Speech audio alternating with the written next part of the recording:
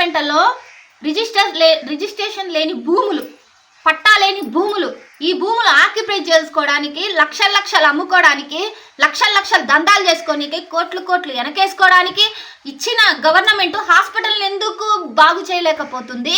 ఒక వాటర్ని ఎందుకు బాగు చేయలేకపోతుంది? లైన్ లేని వీధి లైట్లు ఎందుకు వేయలేకపోతుంది?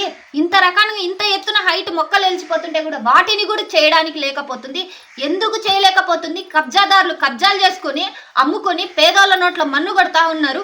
ఎంతమంది కూలినాలు పని చేసుకునే వాళ్ళు ఉన్నారండి. ఒక స్థలం వాల్యూ ఖాళీ కొంచెం వాల్యూ 30 లక్షల రూపాయలు కబ్జా చేసుకొని అమ్ముకుంటుంటే గవర్నమెంట్ నిద్రపోతుందా? కళ్ళు మూసుకొని నిద్రపోతుందా? నేను 2020లో ఇక్కడికి వచ్చాను.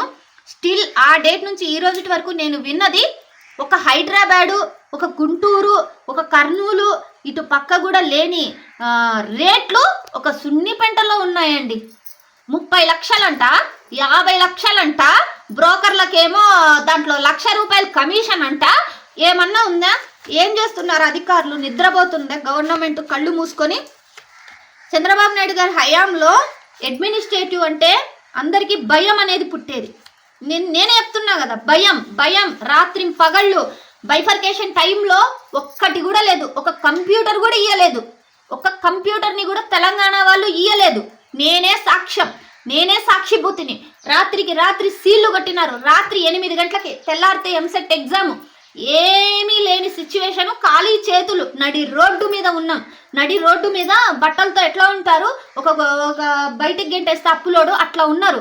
ఆ టైంలో మా సార్ వాళ్ళు నన్ను, head office Raghunath sir, Subrahmanyam sir, Vijay Kumar sir, మేము 4 కలిసి ఒక టీం అయ్యి తెల్లారితేనే రాత్రికి రాత్రి అన్ని సెట్ చేసుకొని ఒక సిస్టంతో రన్ చేసి అంత అడ్మినిస్ట్రేటివ్ పవర్ని చంద్రబాబు నాయుడు ఈజ్ డైనమిక్ ఒక లీడర్గా, ఒక మంచిగా ఒక అడ్మినిస్ట్రేటివ్ నడిపించినది.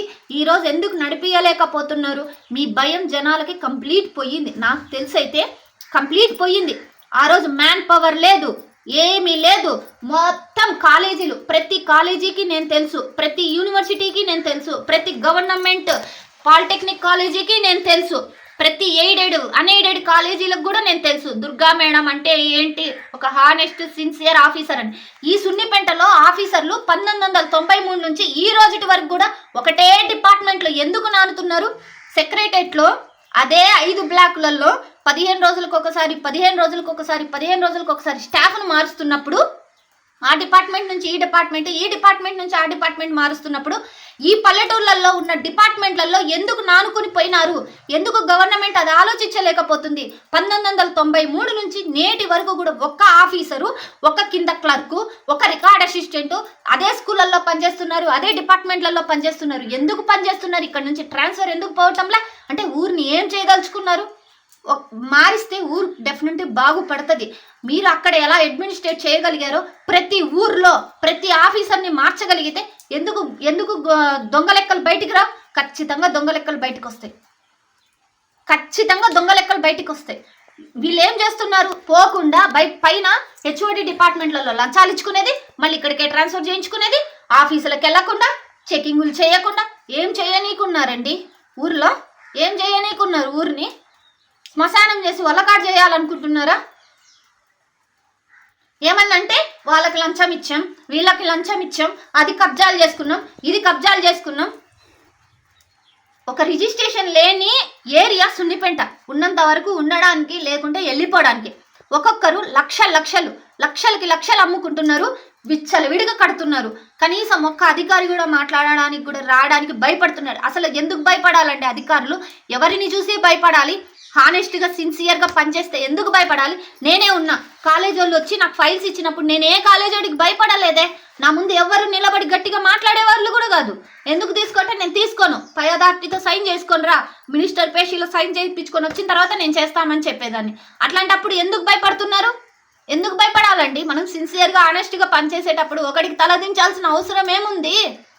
ఎందుకు భయపడాల్సిన అవసరం ఏముంది? నువ్వు లంచాలు తినబట్టే, నువ్వు లంచాలకు మరిగినారు కాబట్టే ఈరోజు ఇంకా అడ్మినిస్ట్రేటివ్ చెత్తగా వరస్ట్గా ఉంది.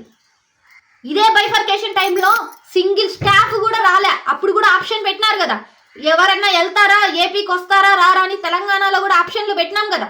ఆప్షన్లు పెట్టినప్పుడే కదా ఎవరైతే వస్తున్నారో వాళ్ళే కదా వచ్చారు. అదే స్టాఫ్ ఉన్నారు, అదే ఉంది, అదే జీవోలు, అదే మెమాడు, అవే ఉన్నాయి. కానీ కొత్తవి ఏమన్నా వచ్చినాయా? కొత్తవి ఏమన్నా ఉన్నాయా? దయచేసి నేను గవర్నమెంట్ని ఒకటే కోరుకుంటున్నా, దయచేసి ప్లీజ్ విజిట్ ది సున్నిపెంట. ముందు కబ్జాలు ఆపండి, లక్షలు తిన్నోళ్ళని ముందు జైలు పాలు చేయండి, అంతా బయటికి వస్తుంది. ఎవరిచ్చారండి హక్కు? ఎవరి భూములు ఎవరు అమ్ముకుంటున్నారు? ఎవరు కబ్జాలు చేస్తున్నారు? ముందు ఆఫీసులలో ఉన్న స్టాఫ్ను మార్చండి. స్టాఫ్ను మార్చితే మొత్తం డొంక కదిలితే మొత్తం బయటకు వస్తుంది. ఒక గవర్నమెంట్ ఎంప్లాయీ విజిలెన్స్ జీవో ఉంది. ఏం జీవో ఉంది? ఒక గవర్నమెంట్ ఎంప్లాయీ వడ్డీ వ్యాపారం చేయకూడదు, ఒక సైడ్ బిజినెస్లు చేయకూడదు. ఈ సున్నిపెంటలో చేసేది ఎంప్లాయీస్ అంతా ఏంటండి?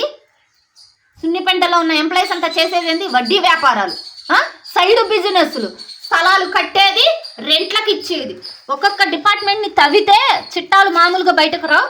దయచేసి నేను గవర్నమెంట్ని ఒకటే రిక్వెస్ట్ చేసుకుంటున్నా, మీకు మీరు పూని చంద్రబాబు నాయుడు గారి స్పెషల్గా ఈ ఫైల్ని చూసి, ఈ సున్నిపెంటది పవన్ కళ్యాణ్ సార్ చూసి, అన్న పవన్ కళ్యాణ్ అన్న నువ్వు వచ్చినావు జనసేనకి, నేను నీకు తెలిసే ఉండింటది, నోవా కృష్ణారావు కాలేజీలో ఒకసారి నేను మిమ్మల్ని చూసినాను, మీతో మాట్లాడడం కూడా నేను జరిగింది.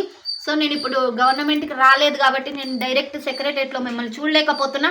దయచేసి మీరు పంచాయతీ ఆఫీసర్గా, మీరు పంచాయతీ మినిస్టర్ కాబట్టి ఒక్కసారి సున్నిపెంట హిస్టరీ మొత్తం మీ ఛాంబర్కి తెప్పించుకొని మొత్తం మీరు కానీ హిస్టరీ తీయగలిగితే సున్నిపెంట అనేది మళ్ళీ ఒక విష్ణుగిరిలా తయారవుతుందనేసి నేను కోరుకుంటున్నాను. దయచేసి ఎంప్లాయీస్ జీవో కూడా ఉంది విజిలెన్స్ డిపార్ట్మెంట్ కాడ. ఒక గవర్నమెంట్ ఎంప్లాయీ సైడ్ బిజినెస్లు చేయకూడదు, తర్వాత వడ్డీ వ్యాపారాలు చేయకూడదు అనేది ఆ జీవో కూడా నా దగ్గర ఉందండి. నేను అది కూడా మెన్షన్ చేస్తాను. నేను దయచేసి ఒకటే రిక్వెస్ట్ చేసుకుంటున్నా, ఫస్ట్ నీళ్ళని మాత్రం ముందు బ్లీచింగ్ పౌడర్ వేసి ప్యూరిఫై చేయండి. ఇదొక్కటే నేను రిక్వెస్ట్ చేసుకోగలిగేది. సరే గవర్నమెంట్ కాడ డబ్బులు లేవు, ఇంటింటికి 20 రూపాయలు వసూలు చేసినా కూడా 5 లక్షల రూపాయల పైన అబవ్ వస్తుంది. సో వాటర్ ఇవ్వగలుగుతారు. దయచేసి నేనైతే సీఎం సార్ని ఒకటే రిక్వెస్ట్ చేస్తున్నా, సార్ నేనైతే పర్సనల్గా మిమ్మల్ని కలవలేకపోతున్నా, నేను మీకు బాగా తెలుసు, గవర్నమెంట్ పరువు కాపాడాను అనేసి నాకు స్పెషల్ కేక్ కూడా మీరు తెప్పించిన దాఖలాలు ఉన్నాయి. సో నేనైతే ఒకటే రిక్వెస్ట్ చేసుకుంటున్నా, సున్నిపెంటని బాగు చేస్తారు మీరు అనేసి నేను కోరుకుంటున్నాను. మీరు కానీ ఇదొక్క సహాయం చేయగలిగితే ఎంతోమంది ప్రాణాలు కాపాడిన వాళ్ళు అవుతారు. దయచేసి ఇది నా స్పెషల్ రిక్వెస్ట్, హంబల్ రిక్వెస్ట్ అనుకోండి. దయచేసి సార్ వచ్చేసి